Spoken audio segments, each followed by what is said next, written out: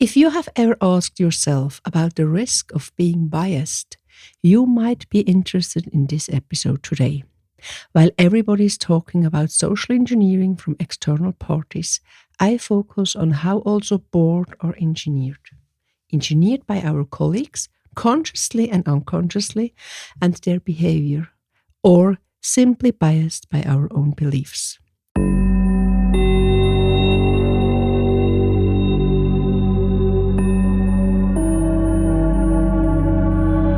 Corporate integrity, fraud, non-compliance, and cybersecurity. Would you like to understand the root causes, detect threats, and take measurements to protect the most precious assets? As a leader, you need to be prepared and stay actionable in the event of an incident. Sonja Stirnimann talks in her podcast, The Human Factor. Corporate integrity matters. To leaders and entrepreneurs who want to have impact, foster corporate integrity, and act as role models. As an international expert for corporate governance and integrity, entrepreneur, and independent board member, she knows the challenges. Let her inspire you. Welcome back to this new episode of the podcast, The Human Factor, Corporate Integrity Matters. You might be a board member, an investigator, an internal auditor, a corporate integrity leader, or on your way there. What we all have in common, we strive for leadership with integrity. I'm your mentor and sparring partner when it comes to corporate integrity with impact. Founder of Corporate Integrity Concepts with the different formats for corporate integrity leadership. And the vision to protect and secure assets, reputation and actionability, yours and the one of your organizations. Why? Because corporate integrity matters to all of us. Let's see how we can have a positive impact by being aware of our own biases. In the boardroom too. Being biased could be dangerous, and this is the main reason why we as responsible leaders should be aware of it. The daily business needs all of our attention, no matter whether we have a strategic or operational role, or sometimes even both. That is a fact we are all used to and capable to manage. But do we know what the potentially most important risk for our decision making is? In my opinion, we are not. Or not enough. Hardly any leaders have his or her own stereotypes on the radar if there is no specific event which asks for it. What are the triggers? The individual triggers. And of course also the triggers we have as a team, as a board. Already in episode number 21, we talked about what we do not need on C-level, and today we want to spot on potential biases. A recent observation in one of the boards I support as a periodic board observer, not being part of the board itself for once, led me to take up the topic for this podcast episode. Having the role of a board observer adds an additional perspective to the board work, the dynamics and the way the team functions. And it's very valuable for giving them the feedbacks. For this episode, I will stay with one single bias only. Not because there's just one, not at all. But there are so many others than the one I have on spot for today, but the one I selected is not only the most obvious, it is also the most dangerous one for us and for our work. But before we go into the details, I would like to outline our own hindering beliefs when it comes to the topic of biases. We all think we are much better in not being trapped with biases than we really are. Studies show that we assess ourselves as much less biased as we would rate our colleagues. It is again the human factor which plays an important role. And being aware of it already helps us at least to overcome the first hindering belief that we are better than the average. We are definitely not. And we are also not better if we are on board level. Not at all. The biases are not less risky when you climb the corporate ladder. The higher you climb, the more important is your own consciousness of biases. The biases in the boardroom are the ones you spot when you lead your teams.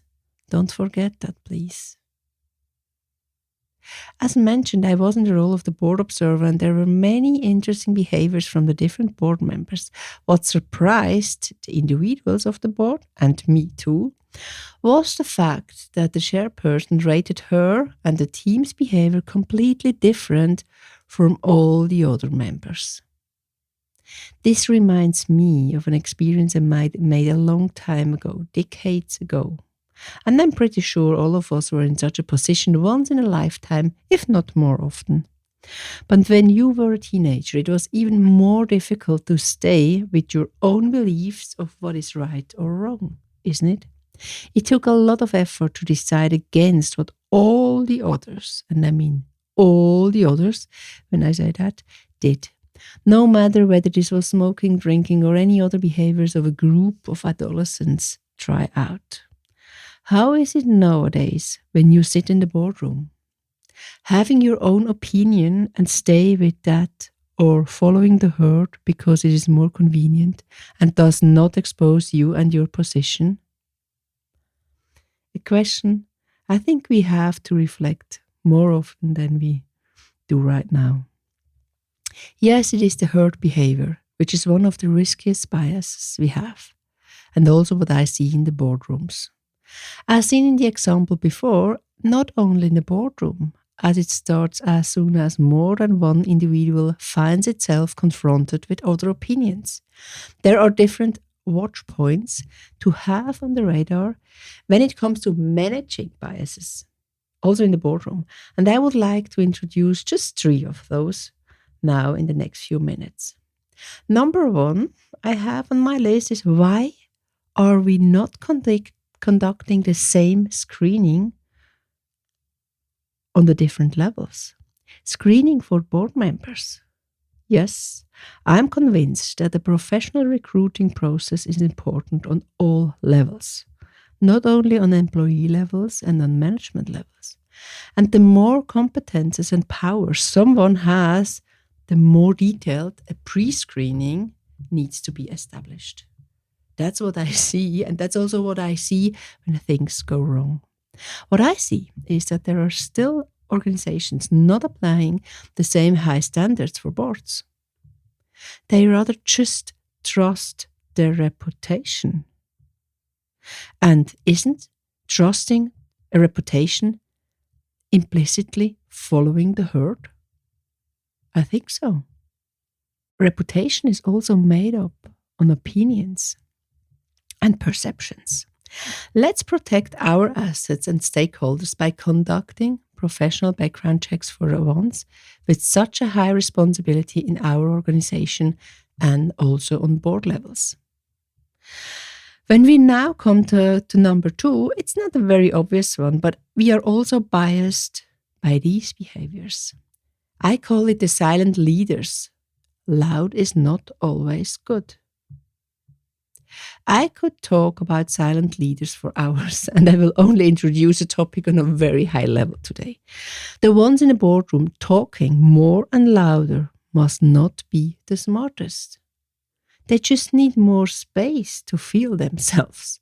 Are you impressed by volume, length, and space taken? Not everybody is extroverted or behaving like that.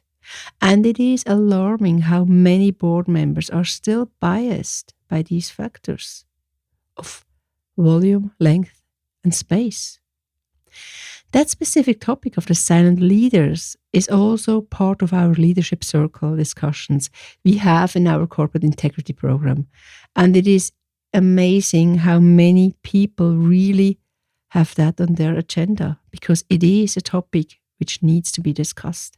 It is also astonishing what our integrity leaders, that is how we call our members, experience in their different boards and roles. And even more important, it is also a need to learn how to cope with such constellations. The more diverse we are, which is very important for functional boards, the more we have to be aware of our own biases and stereotypes when it comes to volume, length, and space taken.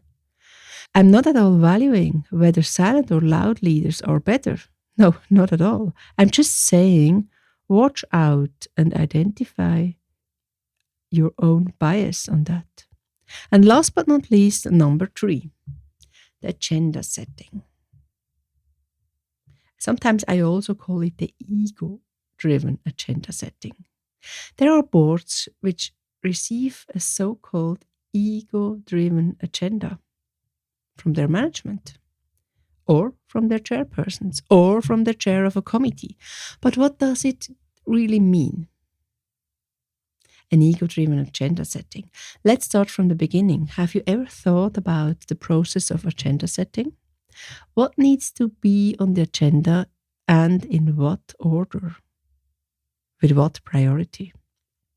Just as a take-home or take-to-the-office assignment, I would like to suggest that you have a look at the agendas you receive, and you question. No matter in what role you are. Maybe you are the head of internal audit and report to the audit committee. Check the agenda for biases. There are a few questions you could ask yourself. Is there a clear yearly overview which also outlines the topics need to be addressed by when? How are the priorities set and made visible in the agenda? And how does the order of the topic influence the decision-making process? And here an additional special point to focus on. At what day and time are the most important meetings scheduled? Friday afternoon, when everybody is already exhausted from the week? Or is it a Tuesday morning when the preparation not necessarily was done over the weekend or at night? You see, there are different factors influencing the decision-making processes, and the agenda setting is just one of it. And there could be underlying biases when it arrives on our table. And we wouldn't talk about the human factor if not that is the most interesting part. Who is deciding what topic gets a separate point on the agenda? My personal conclusion is that we all must reflect on our own biases and speak up when we see that others are risking their independent decision-making process. I have just talked about 3 practical areas where biases, and especially herd behavior, is one of the most risky bias could take place. Of course, there are many others, and we also talk about those in depth in other formats. Also here in our upcoming episodes and, of course, with our interview guests. With raising the awareness of our biases in the boardroom, we already reach another level of leadership integrity, the individual one, but also as part of a team. To remember the 3 mentioned areas of potential biases, I repeat them again here. So, screening. Who gets the power? The silent leaders should also be heard. And the professional agenda setting versus the ego-driven agenda setting. Your team, stakeholders, and shareholders will value your contribution of detecting the biases in your boardroom. This was the episode number 33 of the Human Factor Corporate Integrity Matters. Following the motto, corporate integrity secures and empowers individuals and organizations. Would you like to learn more, meet peers and getting qualified? So visit the website Corporate Integrity Concepts or Corporate Integrity Academy. Or do you think this podcast could be interesting for someone you know? Sharing is caring, and we are always happy to welcome your peers to our community.